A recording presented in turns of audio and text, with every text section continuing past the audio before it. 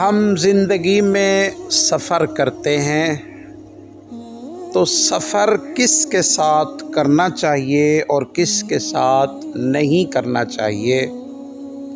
معصوم فرماتے ہیں ہمیشہ اس انسان کے ساتھ سفر مت کرو جو تم سے بڑا ہے، جو امیر ہے، جو تم سے رتبے میں بڑا ہے، مالدار ہے، اس سے کبھی بھی اپنا سفر کا ساتھی مت بناؤ۔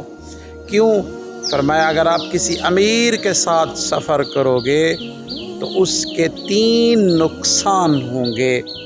پہلا نقصان یہ ہوگا کہ آپ غریب ہو جائیں گے۔ جب اس کے مناسب، اس کے برابر آپ خرچ کریں گے تو آپ کا مال کم ہے، آپ غریب ہو جاؤ گے۔ پھر فرمایا اگر آپ اس کے اوپر خلوص نیت کے ساتھ خرچ کریں گے تو وہ یہ سمجھے گا حمد کر رہا ہے، اس لیے میرے پہ مال کو خرچ کر رہا ہے۔